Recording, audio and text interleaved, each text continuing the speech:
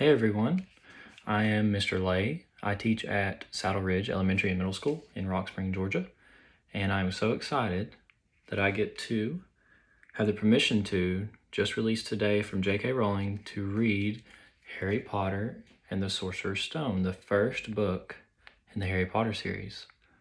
I'm going to read this out loud for my students and for anyone who loves this series, and then post it on my YouTube page, and so you can find it there.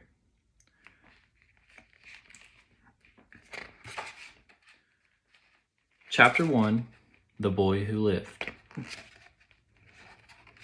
Mr. and Miss Dursley of number 4 Privet Drive were proud to say that they were perfectly normal, thank you very much. They were the last people you'd expect to be involved in anything strange or mysterious, because they didn't just hold with such nonsense. Mr. Dursley was the director of a firm called Grunnings, which made drills.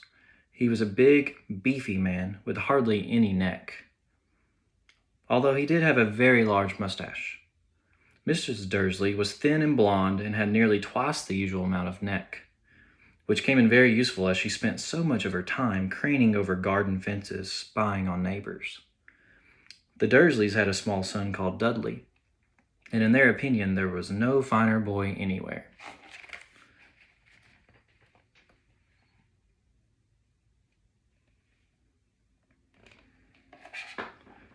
The Dursleys had everything they wanted, but they also had a secret, and their greatest fear was that somebody would discover it.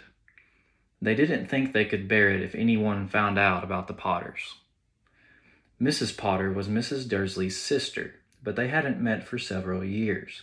In fact, Mrs. Dursley pretended she didn't even have a sister, because her sister and her good-for-nothing husband were as un-Dursleyish as it was possible to be. The Dursleys shuddered to think what the neighbors would say if the Potters arrived in the street. The Dursleys knew that the Potters had a small son too, but they had never even seen him. This boy was another good reason for keeping the Potters away. They didn't want Dudley mixing with a child like that. When Mr. and Mrs. Dursley woke up on the dull, gray Tuesday, our story starts. There was nothing about the cloudy sky outside to suggest that strange and mysterious things would be soon happening all over the country. Mr. Dursley hummed as he picked out his most boring tie for work, and Mrs. Dursley gossiped away happily as she wrestled a screaming Dudley into his high chair.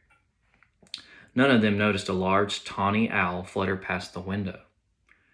At 8:30, Mr. Dursley picked up his briefcase, pecked Mrs. Dursley on the cheek, and tried to kiss Dudley goodbye, but missed because Dudley was now having a tantrum and throwing his cereal at the walls. "Little tyke," chortled Mr. Dursley as he left the house. He got into his car and backed out of number 4's drive. It was on the corner of the street that he noticed the first sign of something peculiar: a cat reading a map. For a second, Mr. Dursley didn't realize what he had seen. Then he jerked his head around to look again. There was a tabby cat standing on the corner of Privet Drive, but there wasn't a map in sight.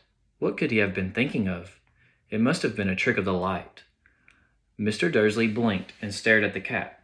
It stared back. As Mr. Dursley drove around the corner and up the road, he watched the cat in his mirror. It was now reading the sign that said Privet Drive. No, looking at the sign. Cats couldn't read maps or signs. Mr. Dursley gave himself a little shake and put the cat out of his mind.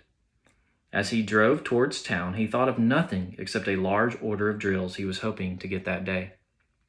But on the edge of town, drills were driven out of his mind by something else. As he sat in the usual morning traffic jam, he couldn't help noticing that there seemed to be a lot of strangely dressed people about, people in cloaks. Mr. Dursley couldn't bear people who dressed in funny clothes, the get-ups you saw in young people. He supposed this was some stupid new fashion. He drummed his fingers on the steering wheel, and his eyes fell on a huddle of those weirdos standing quite close by. They were whispering excitedly together. Mr. Dursley was enraged to see that a couple of them weren't young at all. Why, that man had to be older than he was, and he was wearing an emerald green cloak. The nerve of him! But then it struck Mr. Dursley that this was probably some silly stunt. These people were obviously collecting for something. Yes, that would be it. The traffic moved on, and a few minutes later, Mr. Dursley arrived in the Grunnings' car park, his mind back on drills. Mr. Dursley always sat with his back to the window in his office on the 9th floor. If he hadn't, he might have found it harder to concentrate on drills that morning. He didn't see the owl swooping past in broad daylight, though people down in the street did. They pointed and gazed, open-mouthed, as owl after owl sped overhead. Most of them had never seen an owl, even at night time. Mr. Dursley, however, had a perfectly normal owl-free morning. He yelled at 5 different people, he made several important telephone calls, and shouted a bit more. He was in a very good mood until lunchtime, when he thought he'd stretch his legs and walk across the road to buy himself a bun from the baker's opposite. He'd forgotten all about the people in cloaks until he passed a group of them next to the baker's. He eyed them angrily as he passed. He didn't know why, but they made him uneasy. This lot were whispering excitedly, too, and he couldn't see a single collecting tin. It was on his way back past them, clutching a large donut in a bag, when he caught a few words of what they were saying. The Potters. That's right, that's what I heard. Yes, their son Harry. Mr. Dursley stopped dead. And there's the cat reading the map. Or so he thought was reading the map. Fear flooded him. He looked back at the whisperers as if he wanted to say something to them, but thought better of it. He dashed back across the road, hurried up to his office, snapped at his secretary not to disturb him, seized his telephone, and had almost finished dialing his home number when he changed his mind. He put the receiver back down and stroked his mustache, thinking, no, he was being stupid. Potter wasn't such an unusual name. He was sure there were lots of people called Potter who had a son called Harry. Come to think of it, he wasn't even sure his nephew was called Harry. He'd never even seen the boy. It might have been Harvey or Harold. There was no point in worrying Mrs. Dursley. She'd always got so upset at any mention of her sister. He didn't blame her, if he had a sister like that. But all the same, those people in cloaks. He found it a lot harder to concentrate on drills that afternoon, and when he left the building at 5 o'clock, he was still so worried that he walked straight into someone just outside the door. Sorry, he grunted, as the tiny old man stumbled and almost fell. It was a few seconds before Mr. Dursley realized that the man was wearing a violet cloak. He didn't seem at all upset at being almost knocked to the ground. On the contrary, his face split into a wide smile, and he said in a squeaky voice that made passers-by stare, "Don't be sorry, my dear sir, for nothing could upset me today. Rejoice, for you know who has gone at last. Even muggles like yourself should be celebrating this happy, happy day." And the old man hugged Mr. Dursley around the middle and walked off. Mr. Dursley stood rooted to the spot. He had been hugged by a complete stranger. He also thought he had been called a muggle, whatever that was. He was rattled. He hurried to his car and set off home, hoping he was imagining things, which he had never hoped before because he didn't approve of imagination. As he pulled into the driveway of number 4, the first thing he saw, and it didn't improve his mood, was the tabby cat he'd spotted that morning. It was now sitting on his garden wall. He was sure it was the same one. It had the same markings around its eyes. "Shoo," said Mr. Dursley, loudly. The cat did not move. It just gave him a stern look. Was this normal cat behavior? Mr. Dursley wondered. Trying to pull himself together, he let himself into the house. He was still determined not to mention anything to his wife. Mrs. Dursley had a nice, normal day. She told him over dinner all about Mrs. Next Door's problems with her daughter and how Dudley had learnt a new word, shan't. Mr. Dursley tried to act normally. When Dudley had been put to bed, he went into the living room in time to catch the last report on the evening news. And finally, bird watchers everywhere have reported that the nation's owls have been behaving very unusually today. Although owls normally hunt at night and are hardly ever seen in daylight, there have been hundreds of sightings of these birds flying in every direction since sunrise. Experts are unable to explain why the owls have suddenly changed their sleeping pattern. The newsreader allowed himself a grin. Most mysterious. And now over to Jim McGuffin with the weather. Going to be any more showers of owls tonight, Jim? Well, Ted, said the weatherman, I don't know about that, but it's not only the owls that have been acting oddly today. Viewers as far apart as Kent, Yorkshire, and Dundee have been phoning in to tell me that instead of the rain I promised yesterday, they've had a downpour of shooting stars. Perhaps people have been celebrating bonfire night early. It's not until next week, folks, but I can promise a wet night tonight. Mr. Dursley sat frozen in his armchair. Shooting stars all over Britain?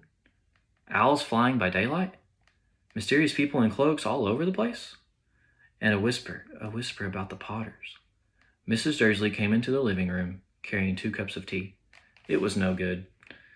He'd have to say something to her. He cleared his throat nervously. Petunia, dear, you haven't heard from your sister lately, have you? As he had expected, Mrs. Dursley looked shocked and angry. After all, they normally pretended she didn't even have a sister. No, she said sharply. Why? Funny stuff on the news, Mr. Dursley mumbled. Owls, shooting stars, and there were a lot of funny-looking people in town today. So, snapped Mrs. Dursley. Well, I just thought maybe it was something to do with, you know, her lot. Mrs. Dursley sipped her tea through pursed lips.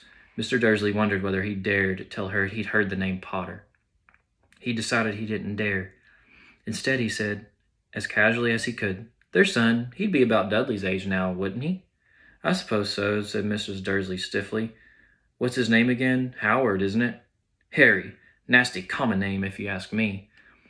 Oh, yes, said Mr. Dursley, his heart sinking horribly. Yes, I quite agree. He didn't say another word on the subject as they went upstairs to bed. While Mrs. Dursley was in the bathroom, Mr. Dursley crept to the bedroom window and peered down into the front garden. The cat was still there. It was staring down Privet Drive as though it was waiting for something. Was he imagining things? Could all this have anything to do with the Potters? If it did, if it got out that they were related to a pair of... Well, he didn't think he could bear it. The Dursleys got into bed. Mrs. Dursley fell asleep quickly, but Mr. Dursley lay awake, turning it all over in his mind.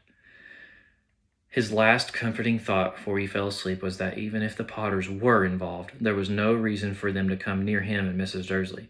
The Potters knew very well what he and Petunia thought about them and their kind.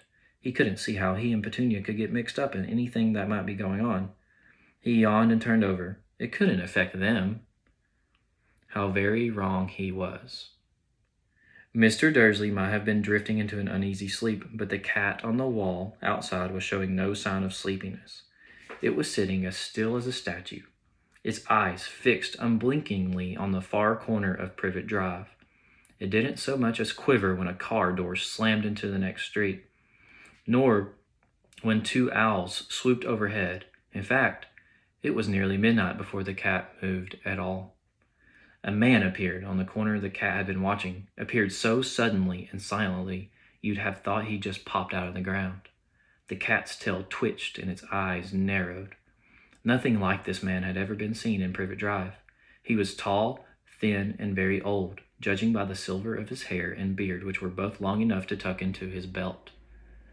He was wearing long robes, a purple cloak, which swept the ground, and high-heeled buckled boots. His blue eyes were light, bright, and sparkling behind half-moon spectacles, and his nose was very long and crooked, as though it had been broken at least twice. This man's name was Albus Dumbledore. Albus Dumbledore didn't seem to realize that he had just arrived in a street where everything from his name to his boots was unwelcome. He was busy rummaging in his cloak looking for something, but he did seem to realize he was being watched, because he looked up suddenly at the cat, which was still staring at him from the other end of the street. For some reason, the sight of this cat seemed to amuse him. He chuckled and muttered, I should have known. He had found what he was looking for in his inside pocket. It seemed to be a silver cigarette lighter. He flicked it open, held it up in the air, and clicked it. The nearest street lamp went out with a little pop. He clicked it again. The next lamp flickered into darkness. 12 times he clicked the put-outer, until the only lights left in the whole street were 2 tiny pinpricks in the distance, which were the eyes of the cat watching him. If anyone looked out their window now, even beady-eyed Mrs. Dursley, they wouldn't be able to see anything that was happening down on the pavement. Dumbledore slipped the put-outer back into his cloak and set off down the street towards number 4, where he sat down on the wall next to the cat. He didn't look at it, but after a moment he spoke to it. Fancy seeing you here, Professor McGonagall. He turned to smile at the tabby, but it had gone. Instead, he was smiling at a rather severe-looking woman who was wearing square glasses exactly the shape of the markings the cat had around its eyes. She, too, was wearing a cloak, an emerald one. Her black hair was drawn into a tight bun. She looked distinctly ruffled. How did you know it was me? She asked. My dear Professor, I've never seen a cat sit so stiffly. You'd be stiff if you'd been sitting on a brick wall all day, said Professor McGonagall. All day? When you could have been celebrating? I must have passed a dozen feastings parties on my way here. Professor McGonagall sniffed angrily. Oh, yes, everyone's celebrating all right, she said impatiently. You'd think they'd better be a bit more careful, but no, even the Muggles have noticed something's going on. It was on their news. She jerked her head back at the Dursleys' dark living room window. I heard it. Flock of owls, shooting stars. Well, they're not completely stupid. They were bound to notice something. Shooting stars down in Kent. I'll bet that was Daedalus Diggle. He never had much sense in him. You can't blame them, said Dumbledore gently. We've had precious little to celebrate for 11 years. I know that, said Professor McGonagall irritably, but that's no reason to lose our heads. People are being downright careless, out on the streets in broad daylight, not even dressed in Muggle clothes, swapping rumors. She threw a sharp sideways glance at Dumbledore here, as though hoping he was going to tell her something, but he didn't. So she went on. A fine thing it would be if, on the very day you-know-who seems to have disappeared at last, the Muggles found out about us all. I suppose he really has gone, Dumbledore? It certainly seems so, said Dumbledore. We have much to be thankful for. Would you care for a sherbet lemon? A what? A sherbet lemon. They're a kind of Muggle sweet I'm rather fond of. No, thank you, said Professor McGonagall coldly, as though she didn't think this was the moment for sherbet lemons. As I say, even if you-know-who has gone, my dear Professor, surely a sensible person like yourself can call him by his name. All this you-know-who nonsense. For 11 years I've been trying to persuade people to call him by his proper name, Voldemort. Professor McGonagall flinched, but Dumbledore, who was unsticking 2 sherbet lemons, seemed not to notice. It all gets so confusing if we keep saying you-know-who. I have never seen any reason to be frightened of saying Voldemort's name. I know you haven't, said Professor McGonagall, sounding half exasperated, half admiring. But you're different. Everyone knows you're the only one you know. Oh, all right, Voldemort was frightened of. You flatter me, said Dumbledore calmly. Voldemort had powers I will never have. Only because you're too, well, noble to use them. It's lucky it's dark. I haven't blushed so much since Madame Pomfrey told me she liked my new earmuffs. Professor McGonagall shot a sharp look at Dumbledore and said, The owls are nothing to the rumors that are flying around. You know what everyone's saying? About why he's disappeared? About what finally stopped him? It seemed that Professor McGonagall had reached the point she was most anxious to discuss. The real reason she had been waiting on a cold, hard wall all day, for neither as a cat nor as a woman had she fixed Dumbledore with such a piercing stare as she did now. It was plain that whatever everyone was saying, she was not going to believe it until Dumbledore told her it was true. Dumbledore, however, was choosing another sherbet lemon and did not answer. What they're saying, she pressed on, is that last night Voldemort turned up in Godric's Hollow. He went to find the Potters. The rumor is that Lily and James Potter that they're dead. Dumbledore bowed his head. Professor McGonagall gasped. Lily and James? I can't believe it. I didn't want to believe it. Oh, Albus. Dumbledore reached out and patted her on the shoulder. I know, he said heavily. Professor McGonagall's voice trembled as she went on. That's not all. They're saying he tried to kill the Potter's son, Harry, but he couldn't. He couldn't kill that little boy. No one knows why or how, but they're saying that when he couldn't kill Harry Potter, Voldemort's power somehow broke, and that's why he's gone. Dumbledore nodded glumly. It's true, faltered Professor McGonagall. After all he's done, all the people he's killed, and he couldn't kill a little boy? It's just astounding, of all the things to stop him. But how in the name of heaven did Harry survive? We can only guess, said Dumbledore. We may never know. Professor McGonagall put out a lace handkerchief and dabbed at her eyes beneath her spectacles. Dumbledore gave a great sniff as he took a golden watch from his pocket and examined it. It was a very odd watch. It had 12 hands but no numbers. Instead, little planets were moving around the edge. It must have made sense to Dumbledore, though, because he put it back in his pocket and said, Hagrid's late. I suppose it was he who told you I'd be here, by the way? Yes, said Professor McGonagall, and I don't suppose you're going to tell me why you're here, of all places. I've come to bring Harry to his aunt and uncle. They're the only family he has left now. You can't mean the people who live here? Cried Professor McGonagall, jumping to her feet and pointing at number 4. Dumbledore, you can't. I've been watching them all day. You couldn't find 2 people who are less like us. And they've got this son. I saw him kicking his mother all the way up the street, screaming for sweets. Harry Potter, come and live here? It's the best place for him, said Dumbledore firmly. His aunt and uncle will be able to explain everything to him when he's older. I've written them a letter. A letter, repeated Professor McGonagall faintly, sitting back down on the wall. Really, Dumbledore, you think you can explain all this in a letter? These people will never understand him. He'll be famous, a legend. I wouldn't be surprised if today was known as Harry Potter Day in the future. There will be books written about Harry. Every child in our world will know his name. Exactly, said Dumbledore, looking very seriously over the top of his half-moon glasses. It would be enough to turn any boy's head. Famous before he can walk and talk? Famous for something he won't even remember? Can't you see how much better off he'll be growing up away from all that until he's ready to take it? Professor McGonagall opened her mouth, changed her mind, swallowed, and then said, Yes. Yes, you're right, of course. But how is the boy getting here, Dumbledore? She eyed his cloak suddenly as though she thought he might be hiding Harry underneath it. Hagrid's bringing him. You think it wise to trust Hagrid with something as important as this? I would trust Hagrid with my life, said Dumbledore. I'm not saying his heart isn't in the right place, said Professor McGonagall grudgingly, but you can't pretend he's not careless. He does tend to... What was that? A low rumbling sound had broken the silence around them. It grew steadily louder as they looked up and down the street for some sign of a headlight. It swelled to a roar, and they both looked up at the sky, and a huge motorbike fell out of the air and landed on the road in front of them. If the motorbike was huge, it was nothing to the man sitting astride it. He was almost twice as tall as a normal man and at least 5 times as wide. He looked simply too big to be allowed, and so wild. Long tangles of bushy black hair and beard hid most of his face. He had hands the size of dustbin lids, and his feet in their leather boots were like baby dolphins. In his vast muscular arms he was holding a bundle of blankets. Hagrid, said Dumbledore, sounding relieved. At last. And where did you get that motorbike? Borrowed it, Professor Dumbledore, sir, said the giant, climbing carefully off the motorbike as he spoke.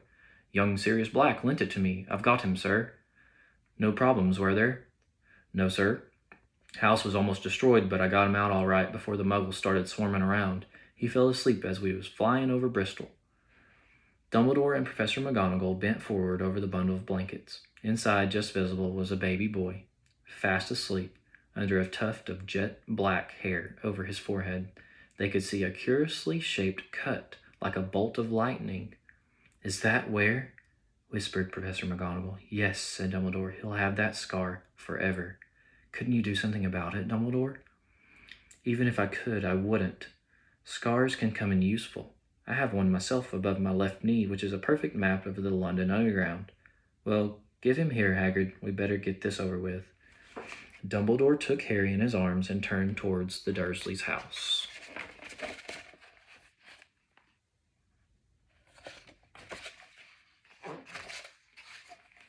Could I say goodbye to him, sir? Asked Hagrid.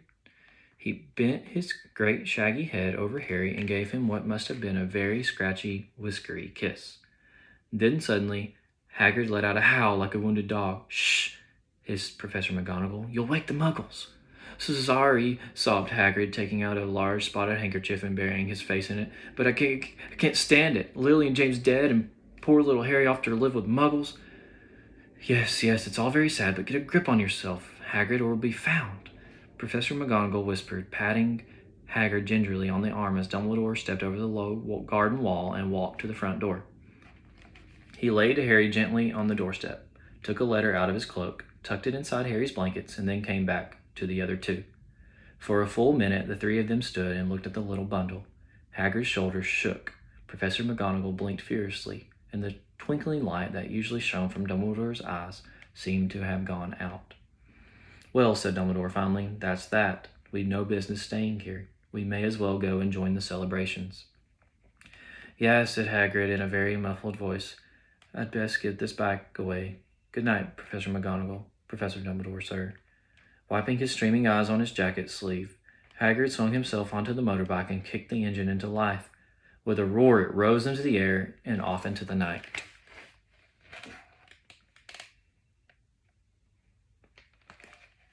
I shall see you soon, I expect, Professor McGonagall, said Dumbledore, nodding to her. Professor McGonagall blew her nose in reply. Dumbledore turned and walked back down the street. On the corner, he stopped and took out the silver put-outer. He clicked it once, and 12 balls of light sped back to their street lamps so that Privet Drive glowed suddenly orange, and he could make out a tabby cat slinking around the corner at the other end of the street. He could just see the bundle of blankets on the step of number 4. "Good luck, Harry," he murmured. He turned on his heel, and with a swish of his cloak, he was gone. A breeze ruffled the neat hedges of Privet Drive, which lay silent and tidy under the inky sky, the very last place you would expect astonishing things to happen. Harry Potter rolled over inside his blankets without waking up. One small hand closed on the letter beside him, and he slept on, not knowing he was special, not knowing he was famous, not knowing he would be woken in a few hours' time by Mrs. Dursley's scream as she opened the front door to put out the milk bottles, nor that he would spend the next few weeks being prodded and pinched by his cousin Dudley. He couldn't know that at this very moment, people meeting in secret all over the country were holding up their glasses and saying in hushed voices, "To Harry Potter, the boy who lived." All right, guys, that is chapter 1 of Harry Potter and the Sorcerer's Stone. I'm hoping you enjoyed it, and sorry about probably little mistakes here and there. It's the first time I've done this, but stay tuned. I'm going to read chapter 2 probably tonight or tomorrow. So hopefully those will be uploaded to my page, and enjoy. See y'all later.